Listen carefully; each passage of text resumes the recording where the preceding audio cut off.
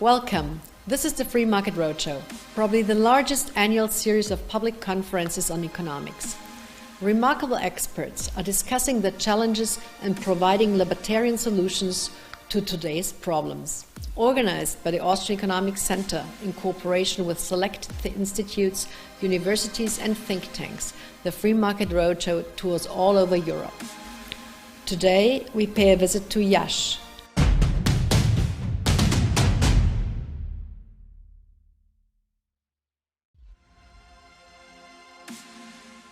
Hello everyone and welcome to Friedrich von Hayek Institute Romania.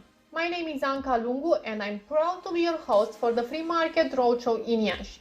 The Hayek Institute is a non-profit organization which aims to disseminate free market and free society ideas and values.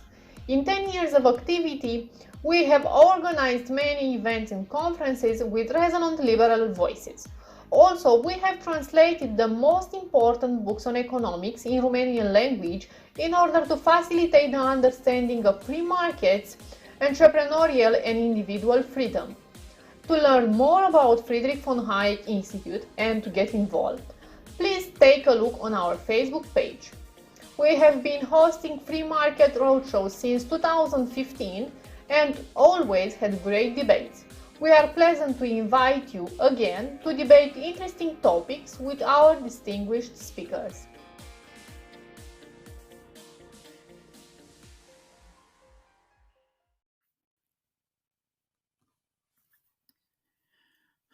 Hello everybody, my name is Gabriel Mursa. I'm the founder president of Hayek Institute. Thank you dear friends of liberty for being with us this evening.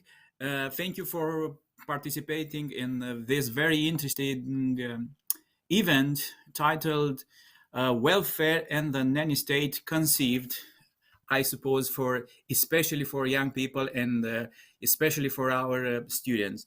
I don't want to talk too much, but first of all, I would like to thank our friends from Vienna for accepting us as partner of this very interesting event organized in many cities in Europe, especially to Dr. Barbara Kolm. I would like to thank. I also like to thank Barbara Scheer for helping us to practically organize this event in Iași, and also to thank to Federico Fernández, the moderator of this event, in one of the best friends of Hayek Institute. I would like to thank also to the keynote speaker, Roberto Salinas, from Mexico, and our special panelist from Tudor, Smirna, from Mises Institute, Romania, and the historian Cristian Manolachi, one of the best friends of Hayek Institute from Cluj, Napoca. So this is a very interesting topic, always interesting in last century, about the welfare state and the effects of the welfare state in economy, in society, and so on. So, Federico, thank you for accepting. Thank you once again for accepting our invitation to be the moderator of this event. The floor is yours. Hello, everyone. Thank you very much, Gabriel, for your kind words. And thanks for the invitation. It's my pleasure to be here, although I am a little bit sad that I am not in Iași itself today, but well, hopefully next year, hopefully, good times are coming. In the meantime, it's great that we are having this series of events online. We're very happy to be doing this with the Hayek Institute Romania. Well, we saw some pictures during the video introduction to this event. IASH is one of the most successful events every year that we could go to Romania. Lots of people, lots of interest, lots of young people, especially. So well, we're really looking forward to go back. And again, we thank and praise the Hayek Institute Romania for their work, for their amazing job translating books into the Romanian language, and for all the effort and responsibility that you put to organize the Free Market Roadshow events in your city. Just very briefly, let me tell you, as well as Barbara said at the very beginning, the Free Market Roadshow is probably, and I would say it's very likely to be the biggest libertarian event in the world. Why? Because it's a series of events that, when the authorities allowed us, it toured most of European capitals, plus the Caucasus, and plus Israel. There have been also free market roadshow events in Latin America, in the US, and we hope to go back to, let's say, normal as soon as we can.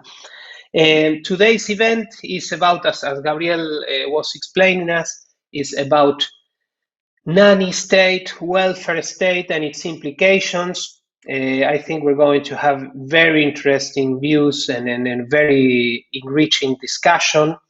The keynote speech will be given by Roberto Salinas from Mexico. I'll briefly introduce him in a second, but first, let me tell you about how this event is going to work.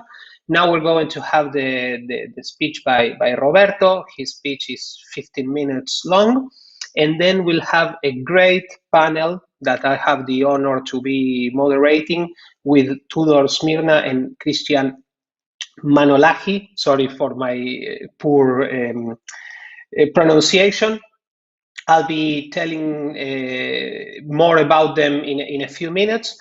But now, before I give the floor to Roberto Salinas, just very briefly, let me tell you about Roberto, that he's the president of the Mexico Business Forum, where he works on projects of policy analysis, media, investment advisory, and economic consultancy.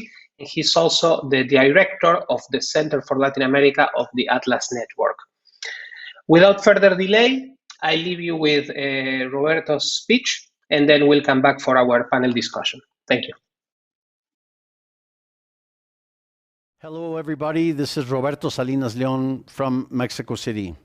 I would especially like to thank Barbara Colm and the entire team at the Free Market Roadshow for making possible this opportunity to share some thoughts with you about the nature of the nanny state in Latin America, and especially during these times of COVID-19 disruption, pandemic lockdowns, and quasi-black swan events that have emerged all over our region.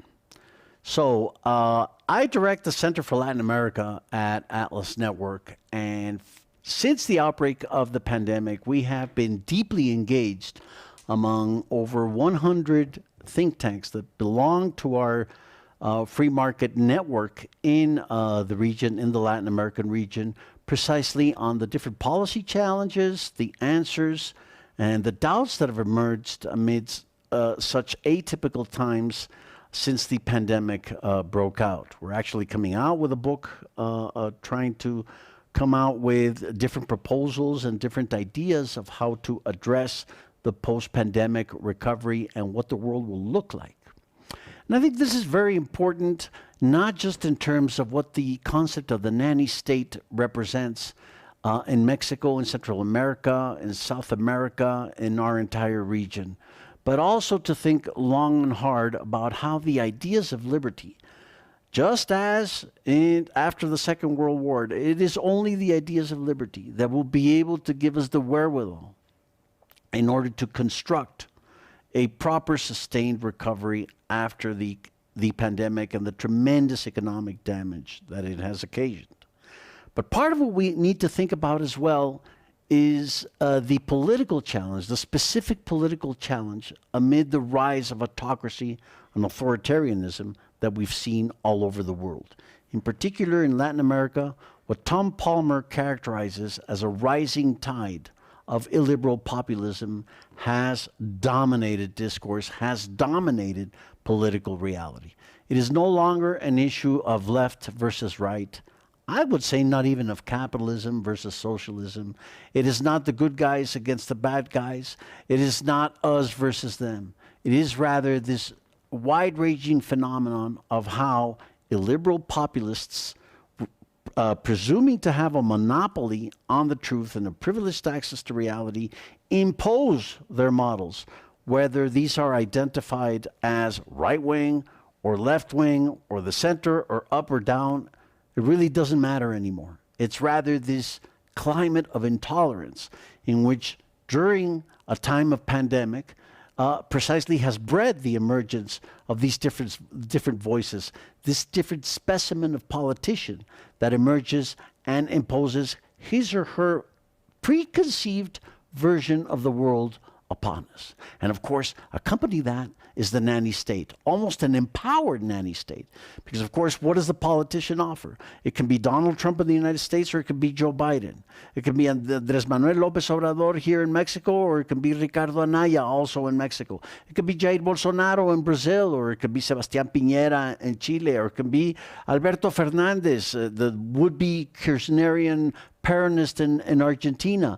In Colombia, a country that has suffered enormously during the pandemic and the lockdowns, we've seen Iván Duque, a very centrist politician with many very good free market ideas, be challenged by the rising political movement headed by Petro, a would-be populist that sometimes makes some of our earlier populists look like Cinderella. These are very, very trying times in our countries. But everybody, every single one of these politicians is always promising a version of the free lunch, whether it be free vaccines or free medical health care or free nutrition or free access to a dignified lifestyle. Whatever it is, in all of its in all of its developments, the idea of a handout, the idea of a free lunch, has bred the 21st century version of what Octavio Paz, the great Mexican Nobel Prize winner, literate and poet and public intellectual, characterized as the philanthropic ogre, el ogro filantrópico. El ogro filantrópico, the idea of the state as a giant ogre that all of a sudden begins to say, now I'm going to give you this, and I'm going to give you that, and I'm going to give you free lunches, and I'm going to give to specific sectors.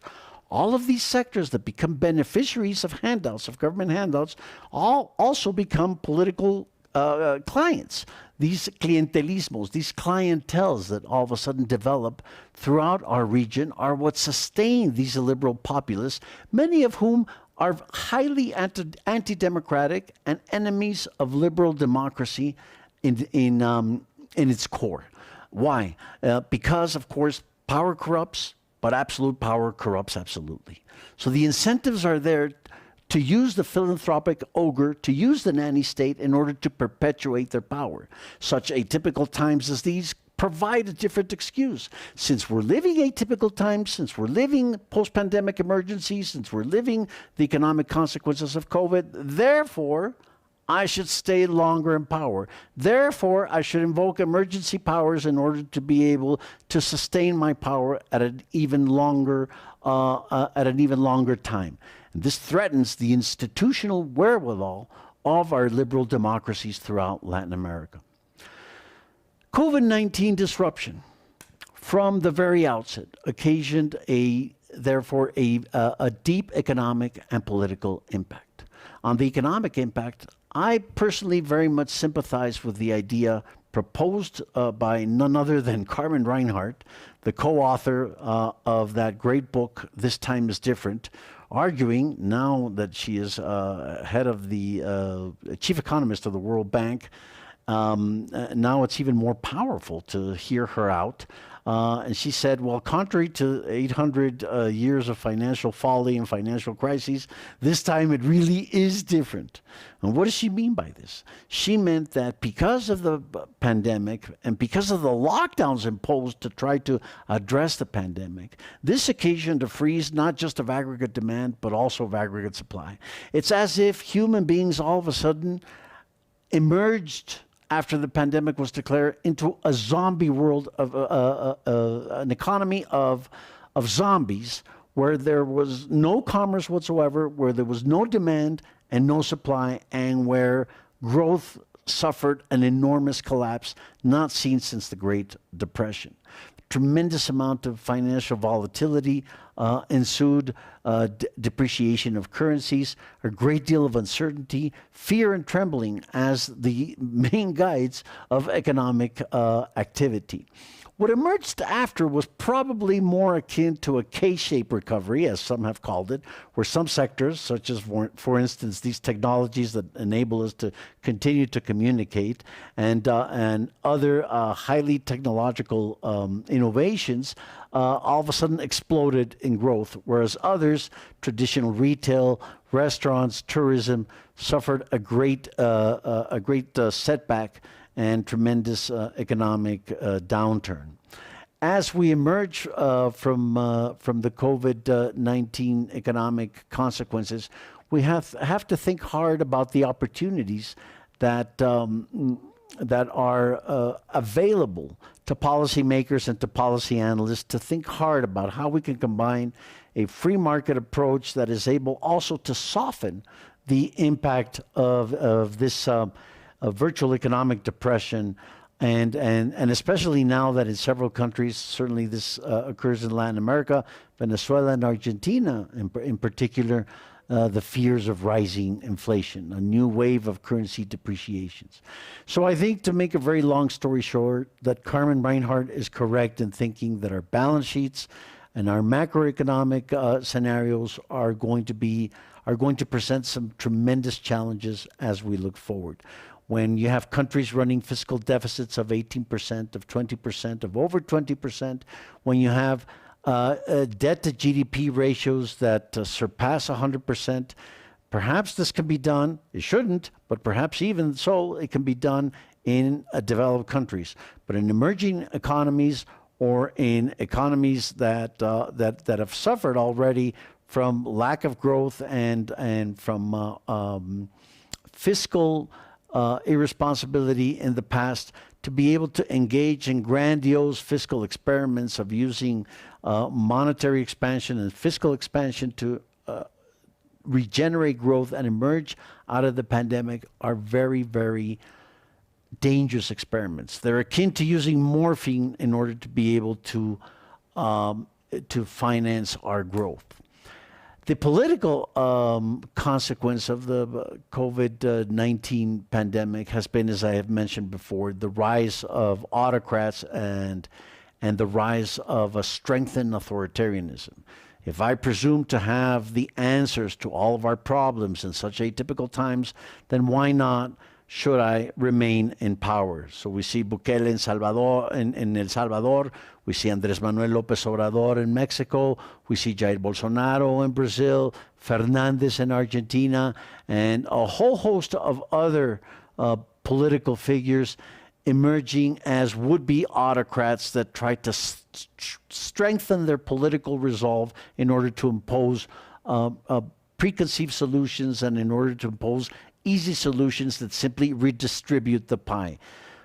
There is no surprise, as Manuel Heinz would say in his new book, In Defense of Liberal Democracy, there is no surprise that dialogue has collapsed in the middle of this disruption, that there are no exchange of narratives, there's no real civilized conversation on what solutions we can propose as we look forward to.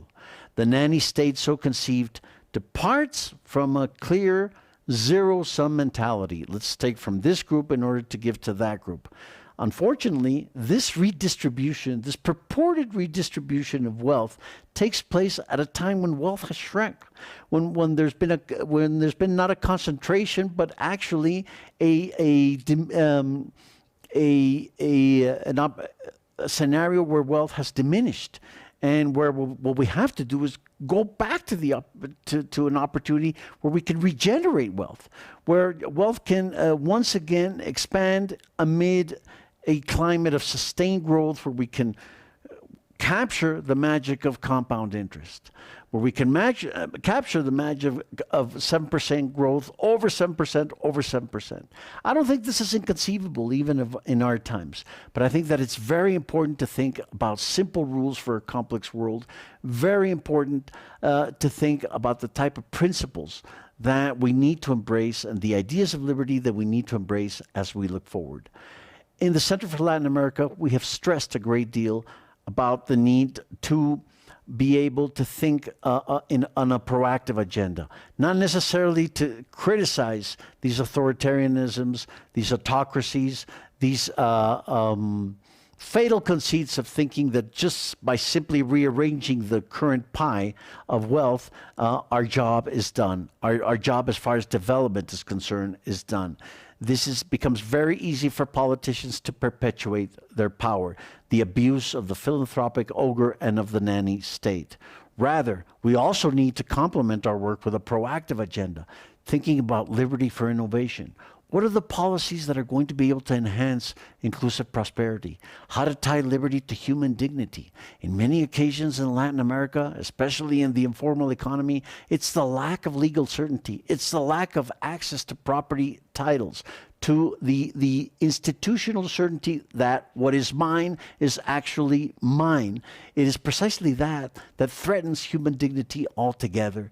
And it is very important, we think, to be able to link policies to an inclusive framework that is able to empower citizens with opportunities for growth, but also opportunities to enhance their own human dignity in their families and in their communities. This proactive agenda is 21st century. This proactive agenda, positive agenda of growth, of inclusive prosperity, stresses flexibility, stresses adaptability, stresses innovation, and it stresses particularly social mobility. It is the opportunity of upward mobility rather than redistribution of wealth, what will enable us to combat the myths, the great myths of the nanny state, and to be able also to combat the rising tide of liberal populism among all these autocrats. For this reason, we think at the Center for Latin America, at Atlas Network, that it is essential to take a good look at what is occurring in Latin America as an example, in some cases, of what to do, but especially of what not to do in these very atypical and trying times of COVID-19 disruption. At the end of the day, we have to remember the simple truths of the ideas of liberty. And one of these truths is essential. When trade is free and voluntary, locally and internationally, one side benefits only if the other side benefits. This is what Manuel Ayau used to teach us. And this is the great principle that I think will enable us to combat the zero-sum mentality that pervades the nanny state, that pervades the philanthropic ogre, and the myths that simply by redistributing what we have today, we'll be able to get ahead. No, it is a matter of making the pie far greater and far more inclusive for all of us engaged. This is true of Latin America, and it is also true of the world. And it is certainly true of the tremendous work that this Free Market Roadshow tries to bring to all of us engaged. Barbara, once again, many thanks for this kind invitation. I hope to be able to join you once again in the future. Thank you very much. Muchas gracias.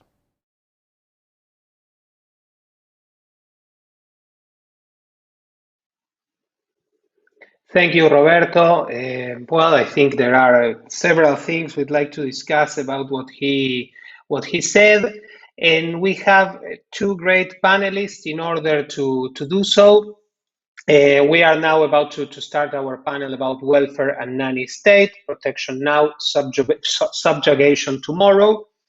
Our panelists are Cristian Manolachi. He holds a PhD in history. He advocates for the demythification of the so-called welfare state by state intervention and of the socialist fascist utopia. Cristian took part in many television short documentaries at nationwide broadcasted channels. And the second, last but not least, definitely our other participant of the panel is Tudor Smirna.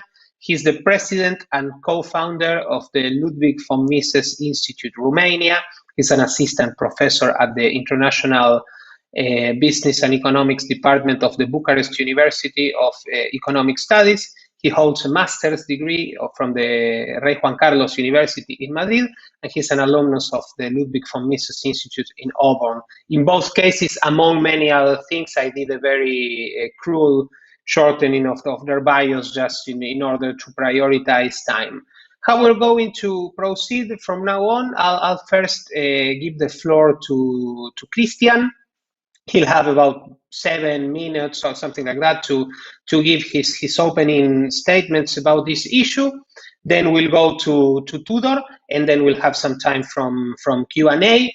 Please make sure that you post your question on the YouTube chat, and I'll do my best to bring it to our great panelists. Cristian, the floor is yours.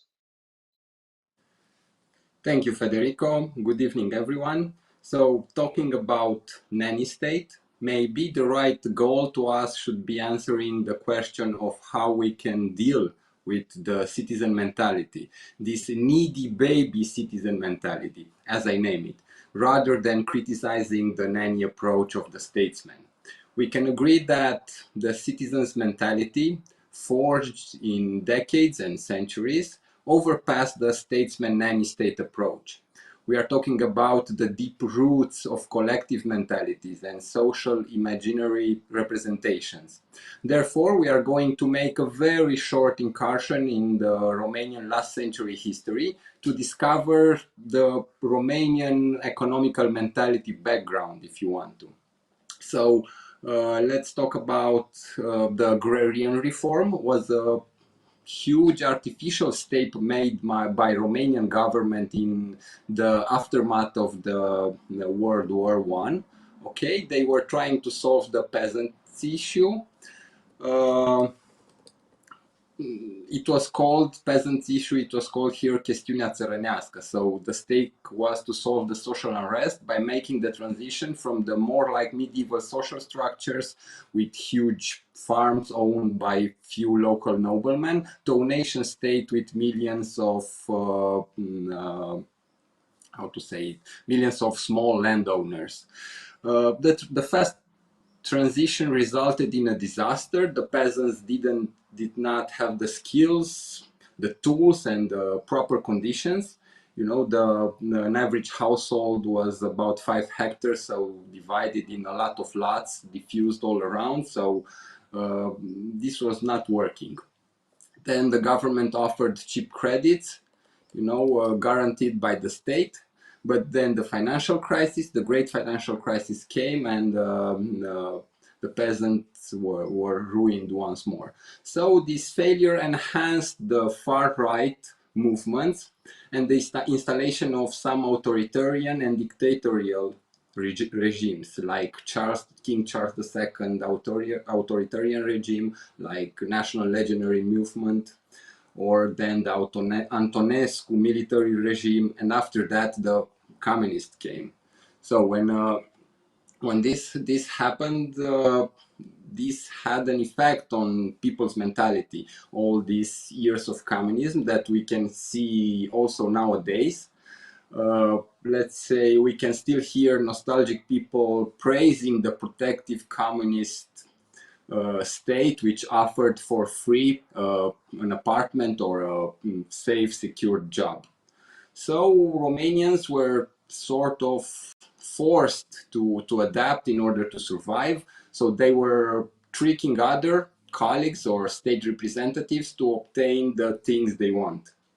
Basic stuff like food, clothes, refrigerators, stoves. So all these things had an effect on what we call the eternal Romanian transition to democracy, or to the original Romanian democracy, as our former president Ion Iliescu said. Yeah, so the attitude was more like we are all entitled to state generosity, but offer nothing back in return. So okay, after all this, let's talk about the pandemic a little bit. What was the effect of the pandemic on Romanians? So I think that nowadays the pandemic offered the perfect pretext for the state to intervene, to save the people, you know. As we see it in Romania, the subsidies offered to some, like restaurant industry, gave others powerful arguments to claim the same subsidies. It will all end up, as we know it, in an unhealthy subsidy spiral. It will affect, distort furthermore the price signal needed for the entrepreneurs to plan their businesses, as Mr. Mises and Mr. Hayek once said. Okay, also I can say that it will give Brussels bureaucrats more power to redistribute the wealth. We've all seen the Great Resilience Plan and all the billions that are I don't know, that are spread to the nation states of the European Union. Okay, I also want to point out that I've tried to make a terminology interpretation regarding welfare state versus nanny state. So I rather think that Western Europeans are fonder of redistribution of the wealth. This is based on frustration, so using the welfare state term is more accurate in this case. But on the other side, Eastern and Central Europeans from the post-communist states, they are more like accustomed with the state offering for free the basic needs. So this is based on habit more. So the nanny state is much appropriate, suitable term to use. Okay, these were my remarks, a short conclusion in the end. So resetting the needy baby citizen mentality, which empower the nanny state, is a great challenge. It will not happen overnight. It requires a great deal of education and self-responsibility. The problem seems to be the Occident itself, which tend to go in quite the opposite direction. We see day by day more subsidies, more redistribution, more green policies, actually red policies, less freedom of speech, more and more leftist university professors in the West, more rules and regulations for the entrepreneurs, I don't know, historical retaliation, vengeance, like the story with destroying the statues of some historical figures, and so on. Okay, thank you. This was my first intervention.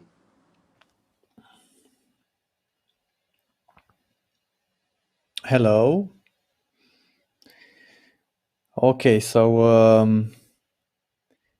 I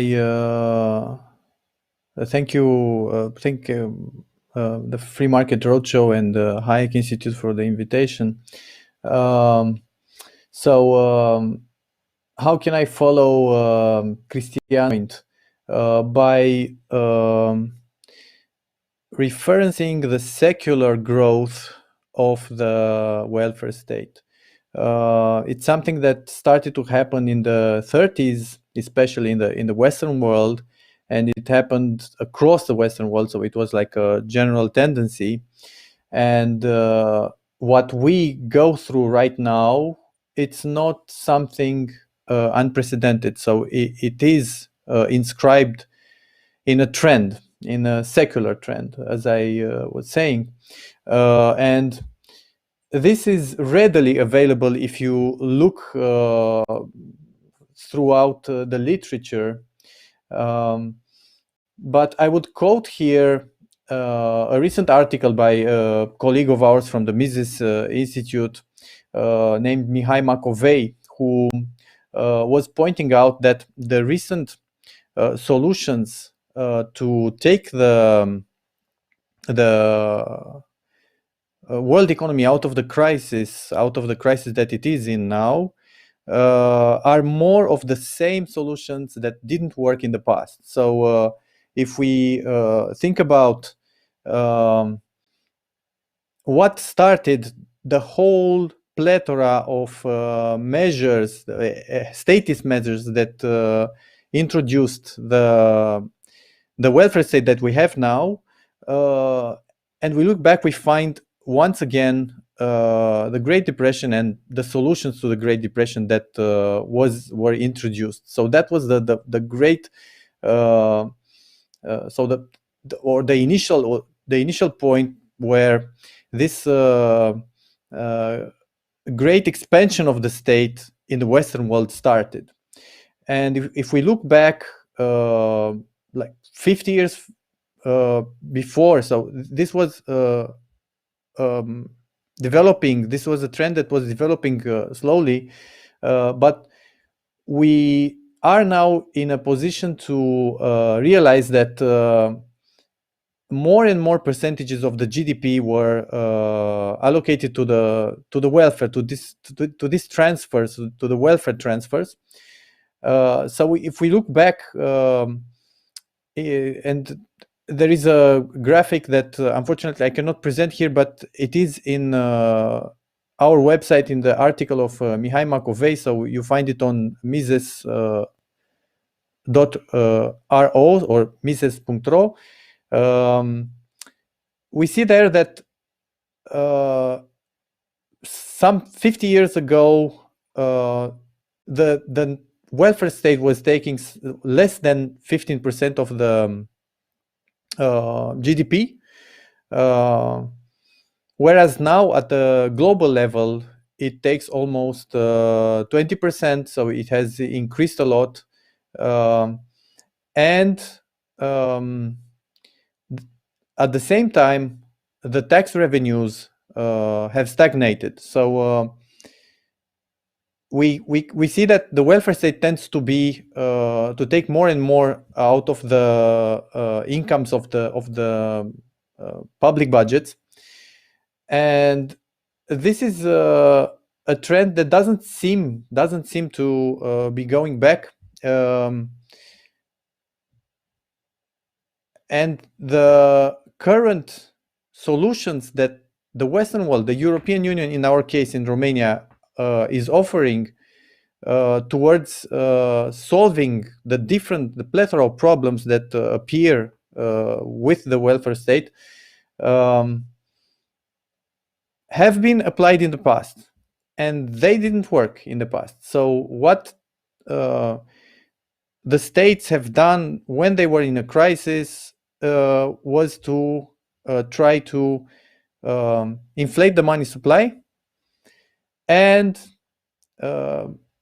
intervene into the economy and do what now it's called fiscal stimulus, which actually is redistribution. So just offering money to people deemed to be in a crisis or in a needy situation from the public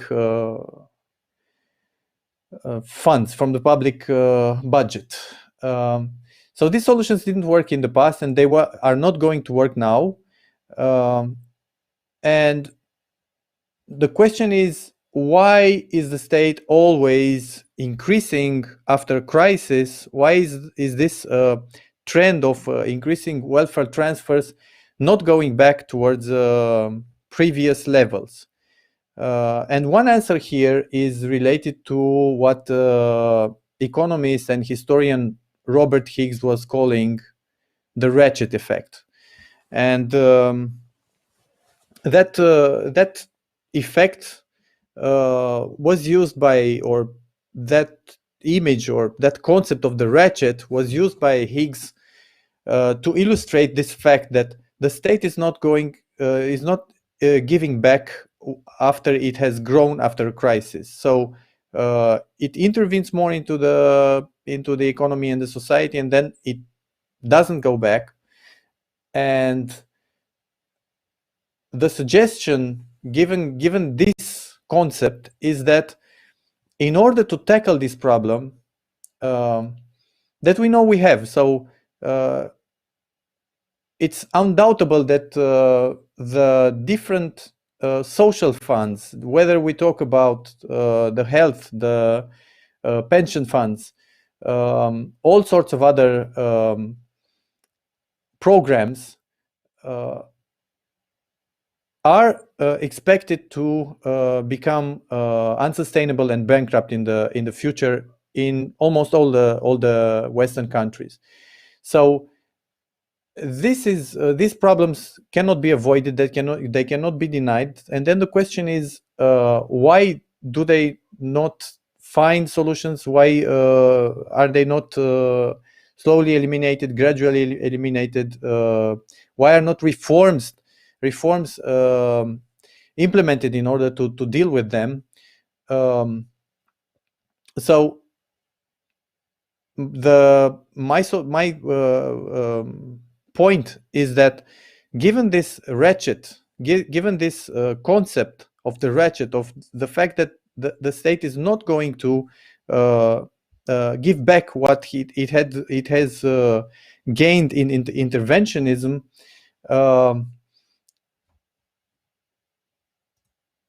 we reach the conclusion that indeed we have to change ideas, first of all. So we have to change not the state from within, because it's not going to change from within. There are not going to be, so this sort of reforms or partial reforms are not going to be sufficient.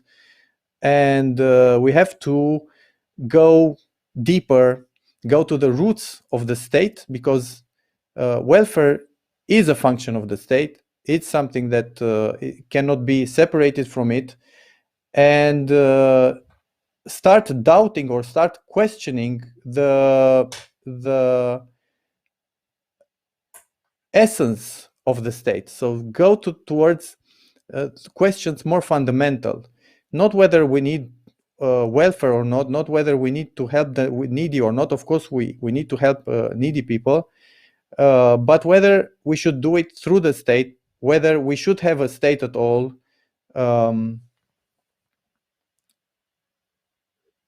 So my point is, once again, that besides that, there is what we can, what other expression we can use in order to describe this welfare system, in order to relate to what my previous speakers were talking about, when this expression about the financial philanthropic ogre was used. I think that another expression that is very appropriate to describe the welfare state was introduced almost when the welfare state started to explode immediately after the Second World War. And I have in mind here Isabel Patterson, who was talking about the humanitarian with the guillotine. So he was talking about the idea of helping others as being a humanitarianism with a guillotine. So basically what the state is doing, instead of helping the needy, is actually making them even more impoverished, even more needy, or even killing them. Okay, thanks. Thank you, Tudor. Thank you, Cristian. A lot to discuss about what you said. There are a couple of questions on the chat. There are some questions that also I was thinking while I was listening to the both of you. I want to start with a question aimed at Cristian. It's something similar to popped up in the chat. I was thinking about it as I heard you, because we also have recently another fellow Romanian speaking, Georgiana Constantin, and she had a very similar and quite pessimistic view about the Romanian society. You stress this baby-like mentality regarding nannyism. And my question is, and it's something that also Scott asks in a similar way, do you think this is a rather Romanian phenomenon, or is it something that can be detected all across the post-Soviet, post-communist space? How do you see that? And it goes to Cristian, and if Tudor wants to jump in afterwards, happy to hear him as well. Yes, thank you, Federico, for the question. Yes, I think that this could be extended to the Eastern Europeans. We share almost the same history, like the totalitarian communist regime, you know, the dark night of the people. So yes, I think this is available for the Eastern Europeans, but of course, as I've pointed out, I think there are differences between the Eastern Europeans and the Western Europeans. You know, these differences are, I don't know, made it by history, because the history is not the same. We know the Iron Curtain that separated the East and the West. So the mentalities are different. But of course, there are some differences, like I don't know, maybe going to a Max Weber interpretation. You know, like let's say the Poles or Croatia, they are Catholic, so maybe they've adapted better to I don't know how to say, to Western rules and the Western capitalism, let's say, like this. Tudor, anything you'd like to add? Well, I think that basically I find it difficult to differentiate between the West and the East, or between different nations locally. I think there are these differences. Of course, there are differences. We have different social, cultural backgrounds, and so on. So you can even study differences like this from one village to the other. So especially this is of course more visible at country level and continental and so on.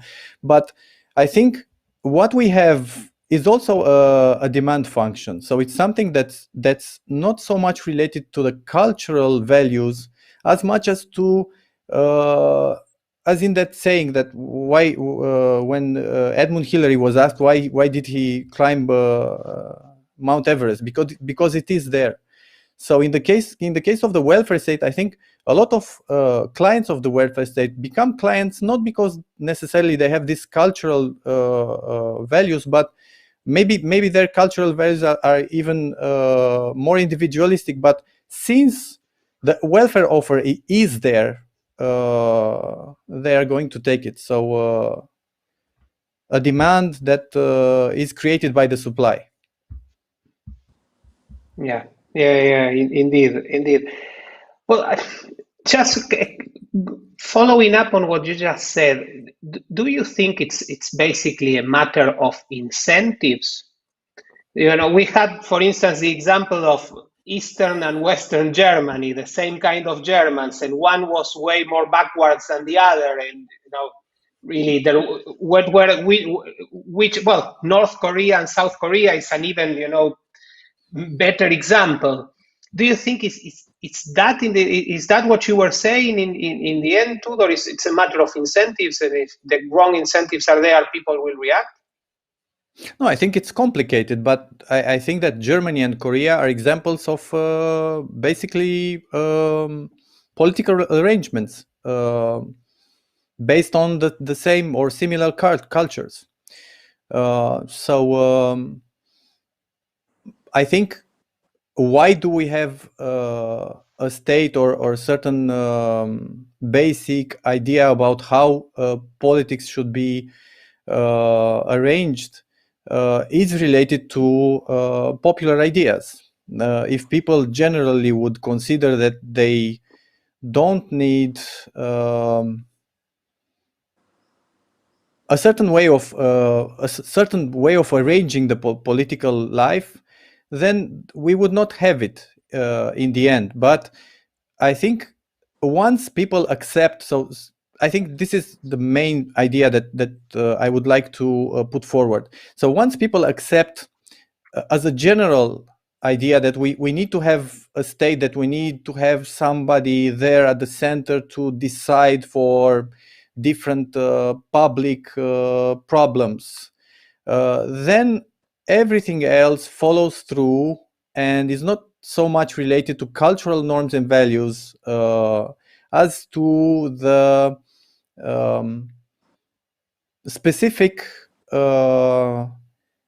architecture of the political regime. Or so, in simpler words, if the state exists, then it's going to offer welfare, and if it's going to offer welfare, even if you have people that traditionally were opposed to that, they're going to go over their resistance towards becoming or taking welfare, accepting different alms, different help from the state, and so on. So, and this is also something that has a sort of dynamic. So once it starts, then it's going to grow. Once politicians understand that if they are going to put in place a redistribution scheme, they are going to get votes. It's something that it's very difficult to stop.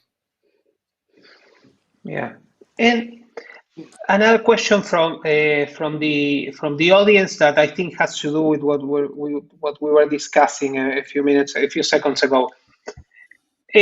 Populists from whatever spectrum, they promise to solve problems, and we have this issue of the state as solving as a problem solving institution, organization. There's poverty, okay, here's welfare. There's this issue, I don't know, in industry, here is a subsidy, etc. As supporters of free markets, how can we make a more compelling case about this, than when we are, let's say, offering a more abstract solution, if you allow me, than something so easy as concrete as a check. If you want to go first, Cristian, please. Yes. Be my guest. Yes, it's also a follow-up after my fellow colleague, Mr. Smirna, said. Yes, I don't know. Let's say that nowadays the times are different. So it's not like after Yalta in 1945, when some politicians decided what happened in the East and what will happen in the West. So I think that nowadays the people's mentality are more important. So of course there will always be populists to promise to save people, to offer people things. But I don't know, here comes that fact that matters. In order, what I'm trying to say is that people with with some great values, democratic values, people with education, civic education, will not choose that populist. So I think it's nowadays, it's not like back then at Yalta. Nowadays, people can make these choices. Okay, I'll elect this populist because he promised me that or other thing, or I will elect a politician that goes with a more liberal view. Let's say liberal in the old-fashioned way, not in the way that Americans understand it nowadays. Okay, so I think that what we can do is to educate, to provide more liberal education, or not to provide education, to give people the opportunity to understand these values that the libertarians and old liberals are promoting. If I may intervene, please. So basically, yes, Cristian, I basically agree with you. So I think the strategy of trying to change ideas and change fundamental ideas, is the winning strategy. Not trying to change different welfare systems from inside. Look, for example, what happens now with the tendency of the European Union. It's going towards the Green New Deal. It involves some welfare schemes and so on, but it's basically something that you cannot fight on a piecemeal basis.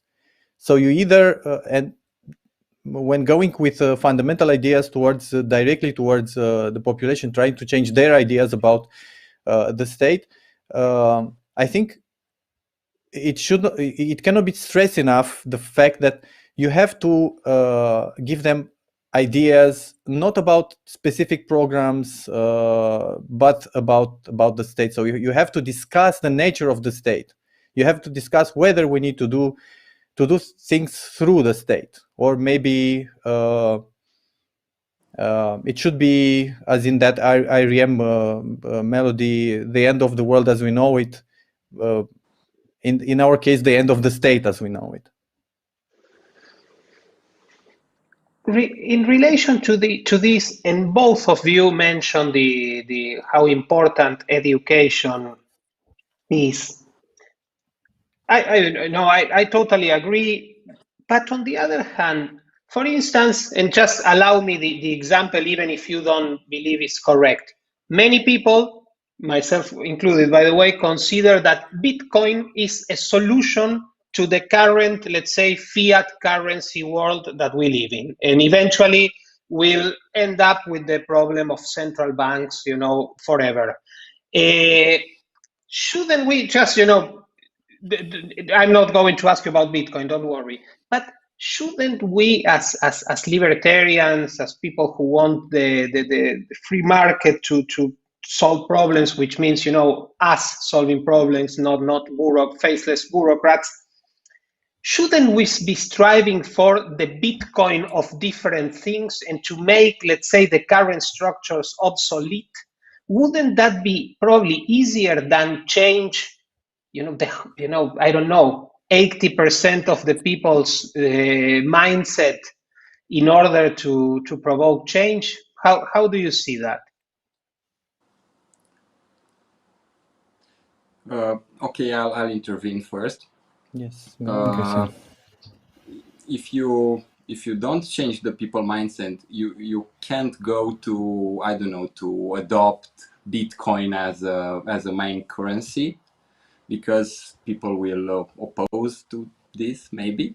And when I'm talking, I want to make a remark regarding the preview question. When I'm talking about education, is what you are doing with free market roadshows. What Hayek Institute is doing here in Romania, and all this kind of stuff. And of course, but as you put it, to, I don't know, to offer a general interpretation about not Bitcoin, any digital coin, yes, I can say that this will mean probably the end of the nation state, because we can't separate politics from economics, and maybe this thing will mean the end of the nation state. And this nation state, which this idea started in at the beginning of the 19th century, and in the 20th century, that is the century of the nation. So I don't know, maybe this paradigm, this era will end some days, and maybe this is the future. We are going through there, but we have to be patient. I don't know. We are making some speculations, though historians are preoccupied with the past, and now we are talking about the future. So maybe my fellow colleague Smirna will offer you the provided answer, the needed answer. Well, I think the best answer would be to relate what happened with Uber when they entered the Romanian market. So they started without asking for permission, and then they become ubiquitous, and then at the moment they were preparing to enter the market, or even when they entered the market, I used to have taxi rides with classic taxi drivers, and I was asking them whether they know about Uber, and they didn't know anything about it. And when I was explaining to them, they had reactions like, well, that's nothing, they're not going to have any sort of impact, this thing does not exist, cannot be, and so on. And then Uber happens, and the taxi drivers start to revolt, and they start lobbying, and they get a law passed that forces Uber to become like them. So what we have now are better taxi services in Bucharest, in Romania, wherever Uber exists in cities in Romania, but it's not the Uber that used to be. So it's not the free Uber that we used to have. It's a service that has some sort of limitations. The drivers need to get a license. They need to pay some taxes. The company needs to get a license and pay some taxes, and so on. So it's better, but it could have been much better if somehow the taxi drivers could have been convinced that when they were accusing Uber of not being a fair competition, if they were convinced that it's not Uber that needs to pay taxes, but it's the taxi drivers, the regulated and taxed taxi companies, old taxi companies, that need to be less regulated and or not regulated at all, and not pay taxes. So both worlds are good, but I think the optimal and the best is when we convince people to give up the different sorts of state interventions from their life. And if we can convince them, of course, this is utopian in a sense that it's idealistic, but we have to keep in mind, we have to have all the time this ideal in mind, that basically the statist way of doing things, when related to welfare, when related even to justice, police, army, and so on, is not the optimal. So if we strive towards convincing people of that, we can realistically think that maybe we will have better lives and freer lives. Thank you. We are already, I mean, it's... Oh, please, go ahead. Sorry for talking about Uber instead of Bitcoin. No, I hope it's okay. No, please. No, it is allowed. I'm don't joking. worry. I'm joking. No, I mean, we are already, past our time, but there were a couple of questions. I won't be able to ask all of them, but I want to ask one more from the audience. I'll simplify it because it's a longer one. Just how do you see, let's say, you were quite harsh about the demands of Romanian society in general, but how do you see the younger generations? How do you see, university students, or even, people younger than that, people, I don't know, up to 25 or something like that? Do you see them with that same mentality, or do you see them with an even a more open mentality? And by the way, do you see any political developments, parties, new personalities at least, that may go more in the direction of free markets, of freedom and individual responsibility? Whoever wants to start, the floor is yours. Cristian, go ahead, as usual. Yeah, okay. I think these youngsters, okay, I don't know, there are two kind of, let's say the Romanian society is divided. On one hand, we have these cool youth in big cities, big university cities, who are rather looking to, I don't know, rather neo-Marxist solutions, those, I don't, maybe this is a term that is too hard, maybe using like more liberal in the sense of the Americans solutions.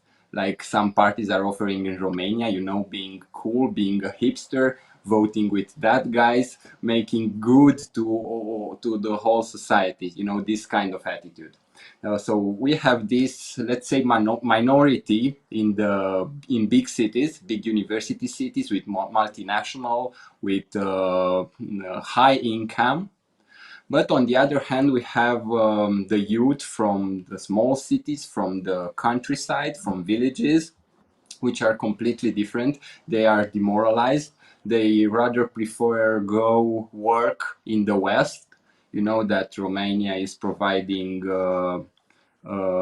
low-income workforce, you know, and this is, I don't know, this is a clash, let's say, a clash between these two kind of mentalities which we find at the Romanian youth.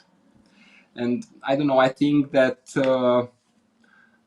I don't know how this will sort out, but of course, and it was also a second part of her question, I think there are some politicians that are talking good stuff about liberal measures, about free market.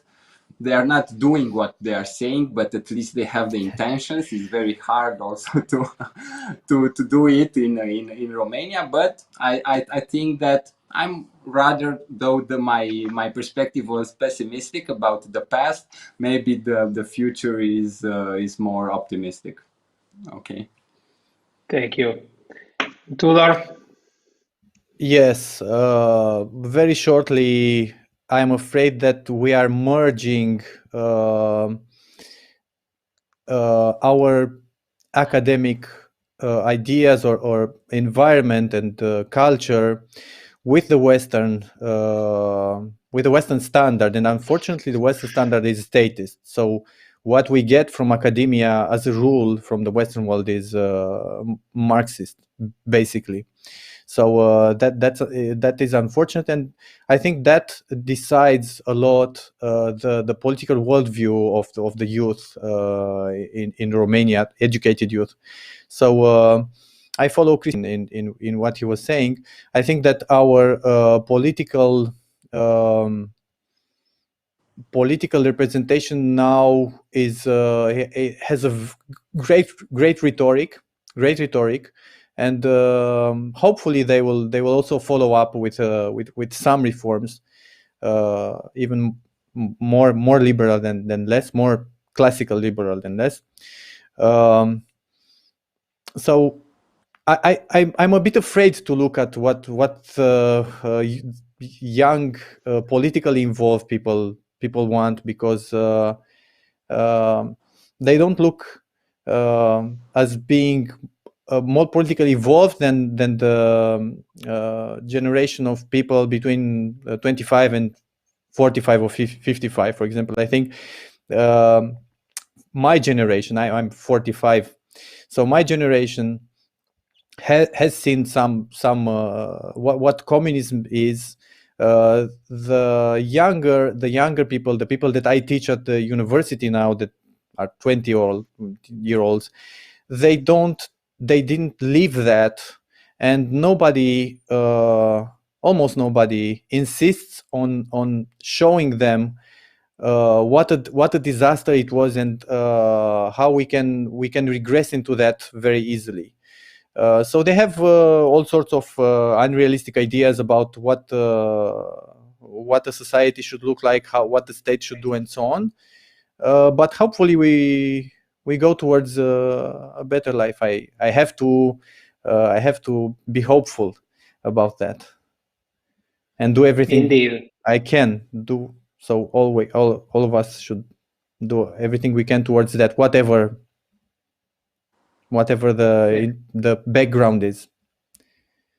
Indeed. I want to thank the two of you again for giving us your very valuable time and your insights. I'm sure the audience has appreciated this event as much as I had. Thank you also to Anca, to Mihaela, to Gabriel, and everyone involved with the Hayek Institute Romania for the fantastic job they do and for co-organizing this event. hopefully next year, speaking of better times coming, we can all meet in Iasi, in Romania, in person, as it should be, and not only online. And let me remind you that on June the 2nd at 5 p.m. we'll have another installment of the Free Market Roadshow Vienna, hosted by the Hayek Institute. The keynote speaker will be Per Weilund. For all the information, enrollment, there are several events coming. Please visit fmrs.digital. And I hope to see you at the next Free Market Roadshow event. Thank you very much.